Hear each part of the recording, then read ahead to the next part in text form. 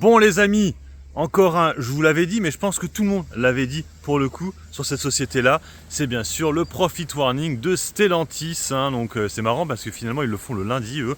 Volkswagen c'était vendredi. Et du coup Stellantis s'est fait, ah bah, ils le font, bah c'est bon, on peut le faire aussi nous. Gros, alors là pour le coup, gros Profit Warning. Rappelez-vous que normalement dans le plan de Carlos Tavares, chaque année il devait faire 10% de marge. Alors là on serait sur des marges entre 5 et 7%. C'était pas du tout ce qui était attendu mon petit Carlos. Et le problème en plus c'est que le free cash flow est négatif, est attendu négatif sur l'année, alors qu'il était attendu à l'équilibre normalement. Donc on voit que vraiment là ça ne va pas du tout. Et je suis pas sûr que Carlos Tavares va rester à son poste, c'est clair. De toute façon, chez Stellantis, le news flow était très négatif depuis pas mal de temps. Moi j'avais tenté un trade il y a quelques semaines de ça. Après j'étais ressorti en me disant ouais ça sent le profit warning qui va arriver et je ne savais pas quand. Du coup il est arrivé là. Alors c'est vrai que maintenant que le profit warning a été fait, là, je crois qu'on a tapé les 12,50 €. C'était un price que je vous avais donné. J'avais dit c'est vrai qu'on pourrait descendre vers ces niveaux-là. Là, on les a atteints. Alors après, le truc, c'est que ça peut continuer parce que vous savez qu'il y a des dépôts de plainte aux États-Unis, comme quoi ils auraient menti sur leur stock. Il y a plein de dramas sur ce dossier-là. On pourrait aussi peut-être avoir un moment donné Carlos Tavares qui démissionnerait, des trucs comme ça.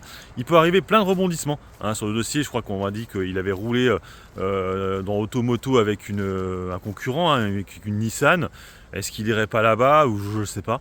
En tout cas, bon bref, ce qui n'empêche que Stellantis se fait dérouiller aujourd'hui, comme tout le secteur automobile, à part Ferrari, mais qui est du luxe, tout le secteur boit la tasse. Bref, donc après c'est comme vous le sentez, si vous avez de la liquidité, vous pouvez rentrer dessus. Franchement 12,50 € c'est pas mal. Alors c'est possible qu'ils coupent un petit peu le dividende, parce que c'est vrai que vu que les marges ont revu vachement à la baisse, le free cash flow il est négatif. Je sais pas ce que ça va donner du niveau du dividende. Je pense pas qu'ils vont l'augmenter, c'est sûr et certain que non.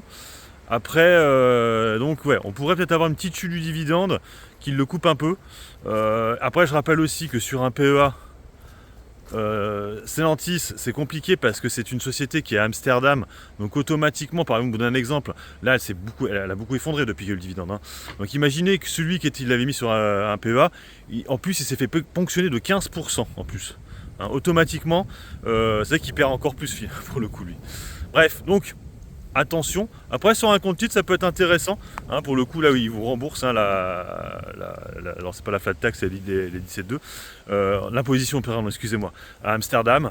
Bon, après c'est vous qui voyez. Franchement actuellement les marchés sont assez compliqués je trouve. Moi pour ma part j'ai fait ma belle plus-value cette année. Je pense que je vais pas me relancer sur le genre de dossier là qui pourrait encore chuter sur le T4. Et surtout voir les perspectives 2025 qui ne seront données qu'en 2025 justement. Donc attention. C'est vous qui voyez, mais c'est vrai que là on est sur des prix qui peuvent être intéressants pour faire une première entrée en mode en chaussettes comme je dis, et puis voir un peu comment ça se passe derrière. Sur ce, je vous laisse, bon investissement et puis bon trade à tous. Ciao.